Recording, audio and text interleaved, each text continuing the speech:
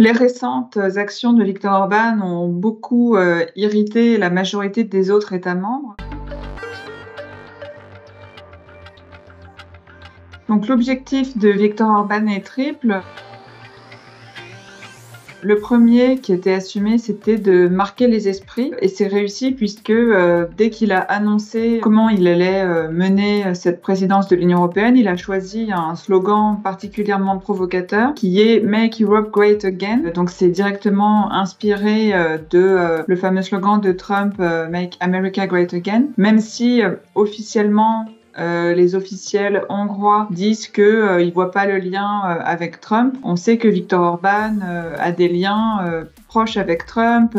Il a reçu son fils récemment à Budapest. Donc ils ont déjà marqué les esprits. On peut d'ailleurs comparer le fait que tout le monde a parlé de ce slogan d'Orban pour la présidence de l'UE, alors qu'on a complètement oublié quel était le slogan de la présidence précédente. C'était la Belgique avant la Hongrie. Et le slogan de la Belgique, c'était « Protéger, renforcer, prévoir ». Et en fait, personne ne s'en souvient puisque ça ne marquait pas les esprits. Donc déjà, objectif numéro 1, marquer les esprits, c'est réussi. Le deuxième objectif, c'était de donner une image professionnelle de la Hongrie parce que en Europe, la Hongrie a fait l'objet de plusieurs procédures en disant qu'elle ne respectait pas l'état de droit, qu'elle ne respectait pas les institutions européennes. Et donc, il y avait un doute sur est-ce qu'ils allaient prendre au sérieux ce rôle qui est la présidence de l'Union ou c'est un rôle où on doit gérer l'agenda des discussions, c'est un rôle en fait d'organisateur, de facilitateur. Et donc la Hongrie avait dit on sera professionnel comme les autres. Donc ça c'était le deuxième objectif. Et enfin le troisième qui est le plus important, c'est d'utiliser cette présidence pour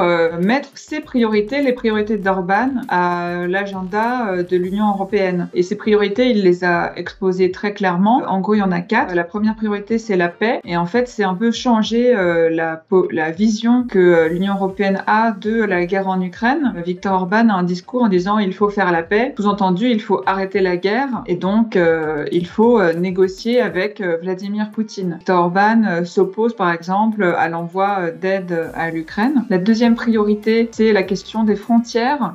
Pour Viktor Orban, l'immigration est une menace existentielle. Il faut augmenter la sécurité des frontières européennes. Donc ça, c'est la deuxième chose qu'il veut mettre au top de l'agenda européen. La quatrième, c'est la question de la famille et de la démographie. La Hongrie a une politique familiale très importante avec beaucoup d'aides financières pour augmenter la fécondité, la natalité. Et en fait, toujours dans leur vision de dire qu'il y a un déclin démographique de l'Europe et qu'on ne va pas le résoudre par l'immigration, mais en augmentant la natalité. Donc ils veulent que la famille, la question de la famille devienne une priorité européenne. Et le dernier, c'est la compétitivité, où ils disent qu'il faut parler de compétitivité. Et ça, c'est un point qui est de toute façon qui fait consensus entre les Européens.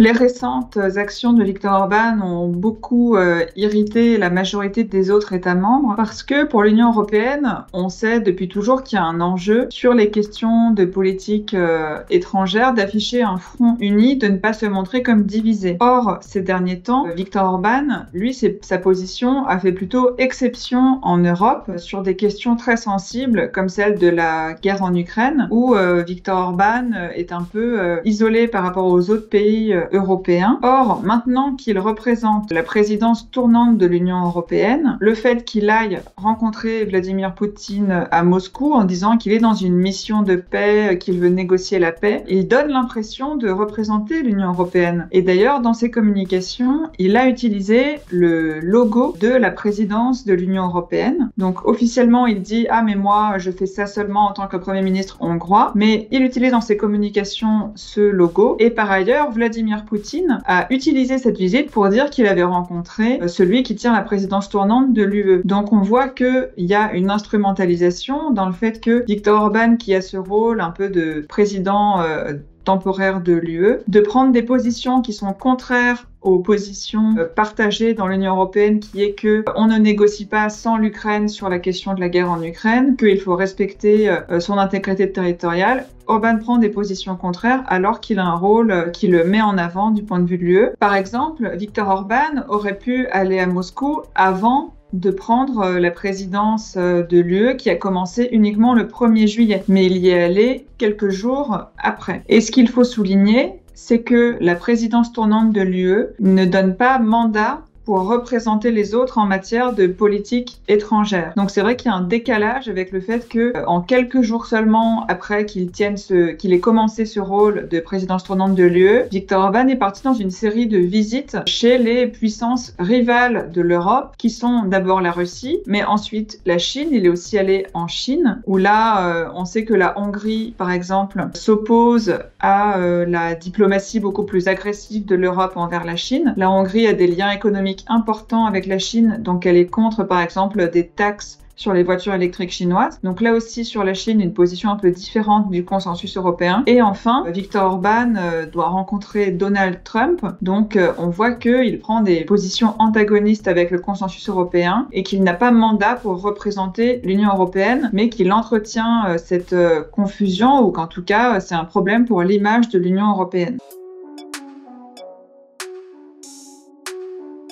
Son pouvoir de nuisance est limité parce que pour le moment, c'est uniquement des questions d'image, c'est-à-dire que beaucoup d'autres chefs d'État et de gouvernement européens, ainsi que des représentants des institutions européennes, ont pris la parole pour critiquer Viktor Orban, pour dire qu'il ne représentait pas l'Union. Donc pour les autres pays, ça doit être assez clair, c'est assez clair pour eux que Viktor Orban ne parle pas au nom de l'Union européenne et que quand on s'adresse à lui, sa voix n'est pas celle de tous les autres. Donc c'est plutôt une question d'image pour l'Union. Par ailleurs, pour la Hongrie, il y a un vrai risque que désormais les réunions qu'elle organisera avec les autres ministres européens soient boycottées, au sens où les pays pourraient choisir d'envoyer des représentants qui soient moins importants pour montrer à la Hongrie qu'ils ne sont pas d'accord avec cette démarche. Et enfin, pour la Hongrie, il y a quand même une obligation qui est inscrite dans les traités européens de coopération sincère avec les autres pays de l'Union européenne, c'est-à-dire que